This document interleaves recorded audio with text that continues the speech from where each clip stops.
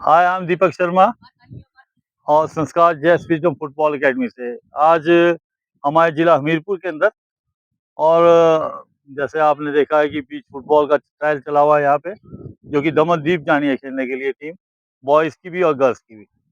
तो उसी लिए यहाँ पे हम आए हैं।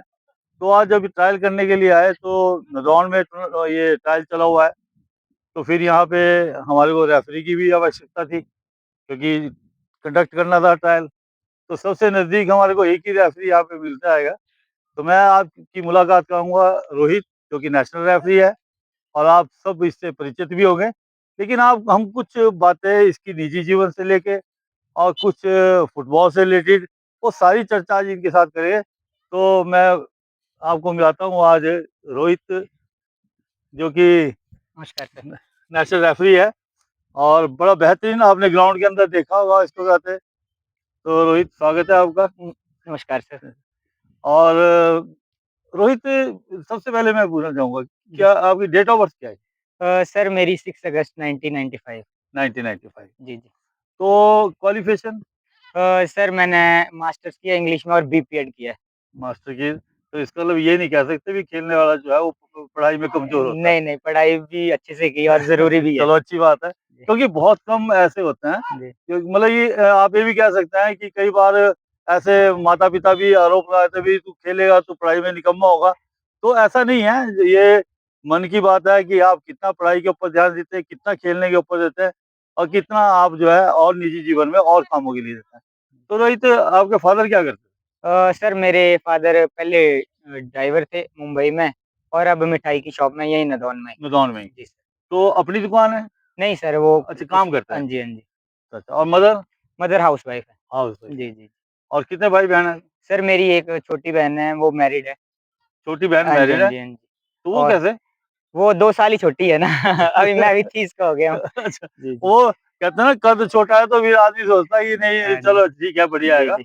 तो अच्छे घर में शादी हुई है। जी, जी, अच्छे चलो घर में। बढ़िया हैगा। हाँ जी। तो जो फुटबॉल से कैसे कनेक्ट हुए? सर सबसे बड़ी बात तो ये है कि ये महत्वपूर्ण बात है जी, जी। कि फुटबॉल से पहले फुटबॉल तो कभी नहीं खेला था? नहीं सर, नहीं खेला था। कभी नहीं खेला। नहीं खेला था। तो फुटबॉल से कैसे लिंक जुड़ गया है? सर मैं स्कूल में पढ़ता था मदर प्राइड में ही, अच्छा, जो सर है प्रदीप सर, उन्होंने भेजा कि एचपीएफए ने एक फुटबॉल से रिलेटेड कोई चीज़ ऑर्गेनाइज़ की है कैंप सा, तो आप जाइए। तो मैं एज़ अ प्लेयर सीखने की इच्छा से वहाँ गया था, लेकिन जब वहाँ जाके पता लगा ये तो रेफरी कैंप है, अच्छा। तो ये तो तो बिल्कुल डिफरेंट था। बिल्कुल डिफरेंट था। फिर मैं वहाँ जब पहुँचा तो मैंने देखा जब आ ही गया हूँ तो कुछ ना कुछ सीख के जाऊँगा यहाँ से। अच्छा, तो तो उस मैंने टाइम उम्र कितनी थी? सर उस टाइम मैं 15 हो चुका था, 16वाँ लगा था, साढ़े तो 15 क्लास कौन-सी थी? क्लास 10th थी सर। देखो, ये सबसे बड़ी बात है कि जो हमारे मन में, जो हमारे बच्चों के मन में एक ये एक शिक्षा है सबके लिए, जो एक मानसिकता ये आ जाती है कि वो सोचता है कि मैं खेलने में ही मैं खेलूँगा और फिर उसके बाद रेफ़री बनूँगा। ये उनके लिए एक मिसाल है रोहित, जो आपके सामने खड़ा है और जिसने कभी फुटबॉल नहीं खेला था और उसके बाद एक अचानक ही किसी कैंप को जॉइन करने के लिए आया और साथ ही जो है वो आज देखो आपकी नेशनल रेफ़री है। तो रोहित, फिर वहाँ से कैसे शुरू हुआ? सर वहाँ पे जब मैं आया तो इंस्ट्रक्टर आए थे पूरे और उस टाइम मैं आपसे भी मिला वहाँ क्योंकि मैं तो बैकग्राउंड नहीं था फुटबॉल का, तो मैं किसी को भी नहीं जानता था। अच्छा, तो मैं परिचित हुआ कि आप स्टेट के जनरल सेक्रेटरी हैं फुटबॉल के और वहाँ से फिर आपने हर साल कैंप ऑर्गेनाइज़ हुए, हमारा वर्कशॉप होता था, हमें सिखाया जाता था और मैं एक मीन्स गुड लक की समझता हूँ कि मेरे को मैचेज़ अपॉर्च्युनिटी एसोसिएशन से मिलती रही। मिलती नहीं, हाँ जी। दूसरा रोहित, जो एक सबसे बड़ा जो पहलू मैं समझता हूँ जी, जी। कि जैसे फुटबॉल का जो प्लेयर होता है उसको पता होता है जी। कि ये ऑफसाइड है, ये थ्रो है, जी, जी। ये मेरे इसमें पेनल्टी मिलेगी जी, या जी। ऐसा। तो देखो, जिस टाइम आपने किया शुरू जी। तो उस टाइम तो बिल्कुल खाली पेज था, ज़ीरो जी, था। जी, जी, जी। तो वो जो नॉलेज गेन जी, जी। करी है, जी, जी। उसमें समस्या आई है कभी? सर समस्या तो आई क्योंकि जब आप ज़ीरो से स्टार्ट करते हो तो आपको पता नहीं होता बट मीन्स मेरे में लर्निंग स्किल्स थी, अच्छा, सीखने की इच्छा थी और जो भी मेरे गुरुजी थे जैसे श्याम सुंदर सर जी थे पहले जो एचपीएफएस के रेफरीज को डील करते थे, संभालते थे, उन्होंने बहुत ही महत्वपूर्ण रोल है उनका लाइफ में।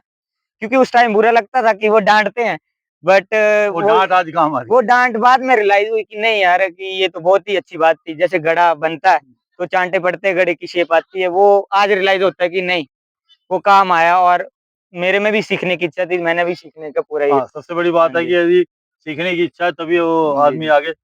श्याम सुंदर जी एक ऐसा नाम है हिमाचल के रेफरीज के अंदर, जी, जी। जिन्होंने बहुत ज़्यादा काम निस्वार्थ भाव से, सेवा भाव से काम किया हैगा। जी, जी, जी। उनके विषय में क्या कहना चाहोगे श्याम सुंदर जी के सर बारे मैं तो बोलूँगा में? उन वेल डिसिप्लिन्ड। बहुत ही ज़्यादा सर, उन्होंने मीन्स एक जितने भी हम रेफरीज़ जो थे एचपीएफए के, उन्होंने एक बताया कि रेफरिंग कैसे करते हैं। आप कैसे ग्राउंड में आएँगे, किट क्या होनी चाहिए, कैसे आपका बिहेवियर होना चाहिए। जी, सिर्फ मैच को लेके नहीं, आउट ऑफ द फील्ड भी उन्होंने हमें क ऐसी जीवन के प्रति चीज़ें सिखाई जो आज हमें रियलाइज़ होती हुँ। है और हमने मीन्स आज उन चीज़ों को हम अपने जीवन में अपनाते हैं। और फिर मैं एक और उसमें आता हूँ कि डिस्ट्रिक्ट फुटबॉल एसोसिएशन हमीरपुर, जी, जी, जी। उसका आपको आगे बढ़ाने में कितना योगदान रहा है? सर डीएफए तो एक इकाई आई मीन वहीं से स्टार्ट होगा। मैं बोलूँगा सच्ची बात बोलूँगा डीएफए से ज़्यादा तो मेरे को एचपीएफए ने बहुत सहयोग किया। मीन्स आपके सामने मैं बड़ा हुआ तो मैं कभी नहीं बोलूँगा कि आपकी वज़ह से मेरे को कोई परेशानी हुई। मीन्स आपने मेरा हमेशा सपोर्ट किया है। इस बात ये से तो मैं ये कभी एक नेगलेक्ट नहीं कर सकता। बड़प्पन है। हाँ जी, सबसे हाँ बड़ी जी। बात ये है कि हमारे को भी आपके अंदर कुछ देखने के लिए जी, मिला। तो उसके बाद एक जब रेफरी कोर्स हुए, हमने जी। शायद पहला रेफरी कोर्स कहाँ था?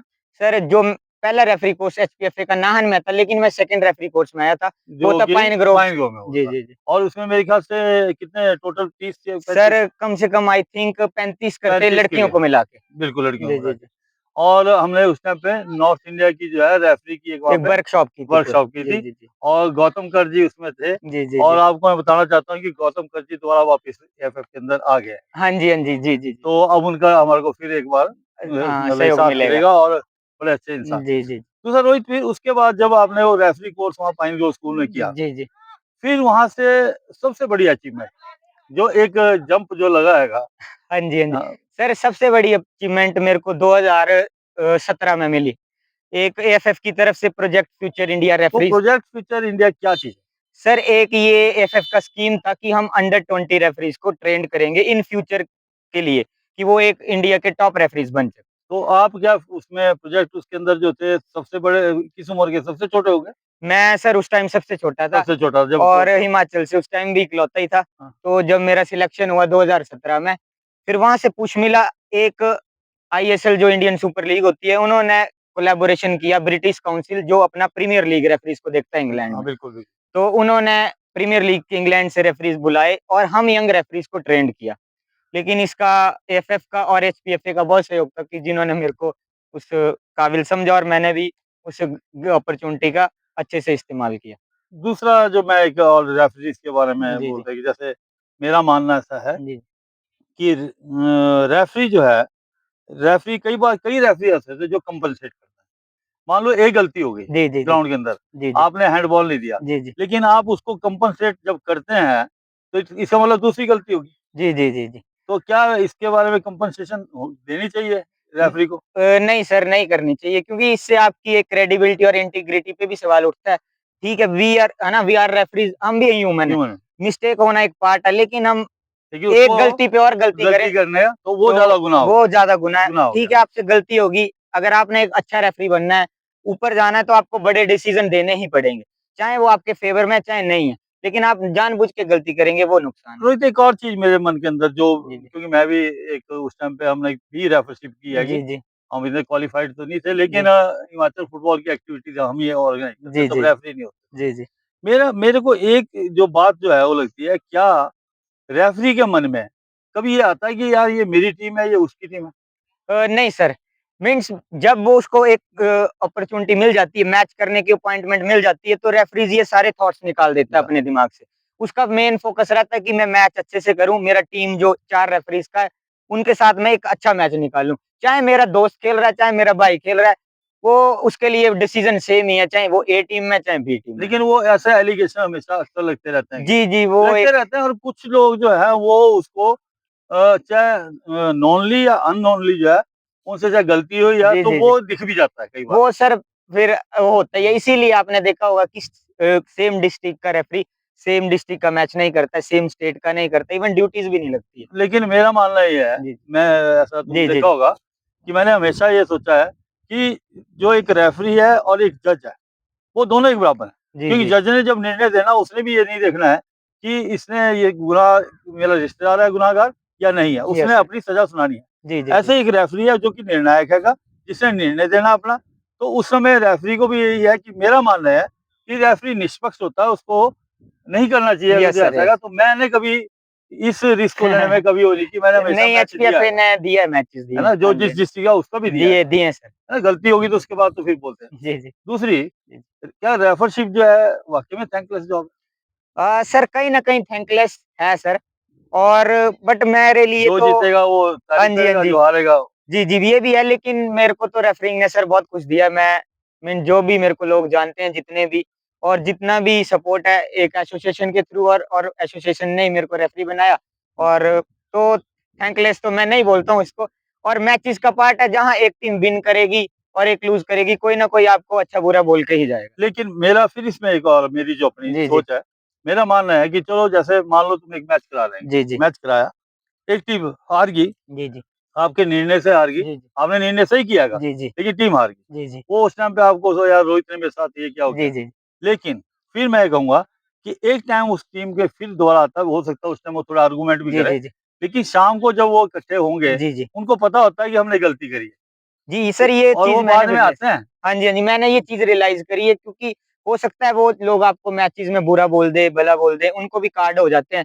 लेकिन इन फ्यूचर वही लोग मिलते हैं तो बहुत रिस्पेक्ट से मिलते हैं, और बिल्कुल, ये बिल्कुल। चीज़ मैंने फ़ील की हुई है। तो अब अपनी जॉब से सैटिस्फाई हैं। जी सर, मैं साथ में एज़ अ टीचर भी हूँ, स्कूल में कोचिंग भी कर रहा हूँ। कोचिंग, हाँ, हाँ एक और जी। बात बताना भूल गया कि रोहित ने यहाँ से फिर एक टर्न लिया जी, जी, जी। और हमने डी लाइसेंस कंडक्ट किया, डी लाइसेंस इसने पास किया हैगा। जी, जी। हम तो बोलते हैं कि आगे सी लाइसेंस भी करे, तो क्योंकि शिक्षा जो है हमेशा बढ़नी चाहिए, जी, जी। है ना? जितना और शिक्षा ग्रहण करने के लिए, आगे बढ़ने के लिए इंसान की उम्र कोई मैटर नहीं जी, जी, करती। ये जब तो तक है। आप पढ़ सकते हैं तो पढ़ना चाहिए और अच्छे और आगे। मैं हमेशा ही रोहित चाहूँगा जी, जी सर। कि जीवन में हमेशा एक अच्छे उस पे चलो, आप लाइन पे जी। चलो, समाज में एक अच्छा काम जी, करो, जी।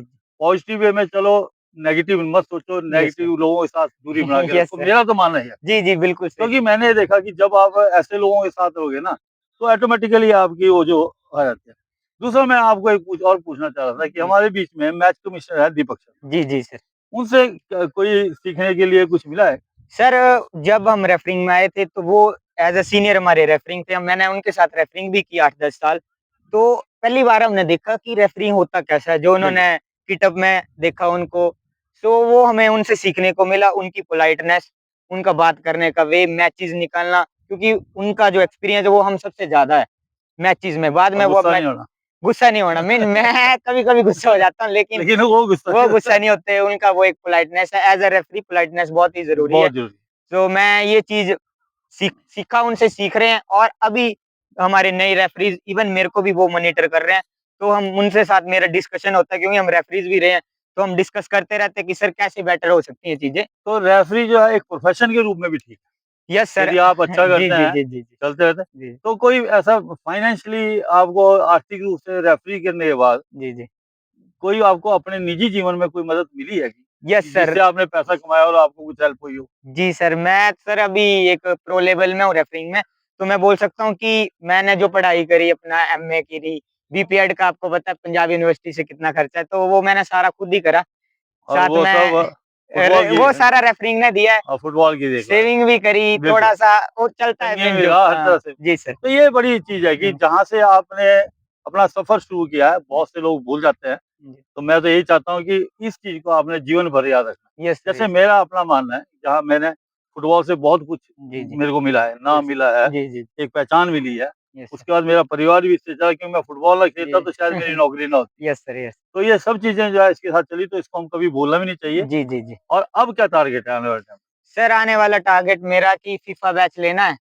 तो अभी मैं आई लीग में तो आ गया हूँ, लेकिन अभी आई लीग के मैचेस मिलना बाकी हैं, इसके बाद आईएसएल का लेवल है, और इन फ्यूचर फीफा बैच के लिए मीन जब तक मेरा रेफरिंग करियर है, मैं उम्मीद करूँगा और मेहनत करूँगा कि मैं फीफा बैच लूँ हिमाचल के लिए। बहुत बढ़िया, हमारी हुँ। शुभकामनाएँ आपके जी, साथ जी। है। हम भी चाहें कि हिमाचल से एक शख्स निकले, रोहित, जी, और जी। वो फीफा का बैच लगाए, जी। तो हम भी गर्व से कह सकें कि रोहित जो है हिमाचल प्रदेश फुटबॉल एसोसिएशन की एक देन है, जो कि आज फीफा के अंदर जो काम कर रहा है। जी। आपको बहुत-बहुत शुभकामनाएँ। हम चाहते हैं कि आप जल्दी से और तरक्की करें। जी सर। और इस वीडियो के साथ मैं एक लास्ट संदेश आप यस सर। जो आने वाले रेफरीज़ हैं जी, या जी। जो नहीं बन रहे हैं रेफरी, उनके लिए कोई संदेश?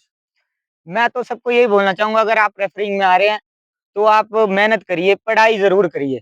मीन्स आप फ़िटनेस में अच्छे होते हैं, मैंने देखा है हमारे रेफरीज़, लेकिन पढ़ाई में कहीं न कहीं वो लैग कर रहे हैं। तो आप पढ़ाई वाला पार्ट भी ज़रूर रखें, फ़िटनेस रखें, और जो रेफरिंग है वो एक हॉनेस्टी का करियर है। मीन्स आप अपने गुरुओं के साथ, जो संस्था आपके लिए काम कर रही है, आप अगर उनके लिए हॉनेस्ट नहीं है, तो आप मीन्स सक्सेस नहीं है। तो मैं चाहूँगा जो आपका सपोर्ट कर रहे हैं, जो जिस एसोसिएशन, जिस भी संस्था के साथ आप जुड़े हैं, उनके साथ आप सच्चे मन से काम करिए, फिर देखना चीज़ें आपके फ़ेवर में, और अपना मेहनत जारी रखें। Thank you Rohit, thank you sir. All the best. हम धन्यवाद चाहेंगे सर। कि आप जो है इस तरह से आज मुलाकात कराई आपकी मैंने रोहित से, और आपको मिला है, तो मैं तो यही चाहता हूँ कि रेफरी ज़्यादा हिमाचल प्रदेश के अंदर हो, और हमारे खिलाड़ियों को भी रेफरी के साथ जो है सहयोग करना चाहिए। मैं ये समझता हूँ कि यदि रेफरी एजुकेटेड, प्लेयर एजुकेटेड होगा, प्लेयर को लॉ की नॉलेज होगी, तो ये जो जितना भी आपस में गैप हो जाता है रेफरी और प्लेयर के अंदर, वो गैप होना जो है बंद हो जाएगा। आपने इंटरनेशनल मैच के अंदर देखा होगा कि यदि पेनल्टी हो गई है, तो वहाँ पे रेफरी ने पेनल्टी दे दी, तो कोई आर्गुमेंट नहीं होती, क्योंकि उनको पता है कि उन्होंने गलती की है, फाउल किया है, और वो ये जो है पेनल्टी है, ये उसकी पनिशमेंट है। तो मेरा कहने का मतलब है कि प्लेयर को भी उतनी ही रूल की नॉलेज होनी चाहिए जितनी एक रेफरी को है। अगली वीडियो में फिर हम आपसे मिलेंगे एक नई शख्स के साथ। जय हिंद, जय भारत।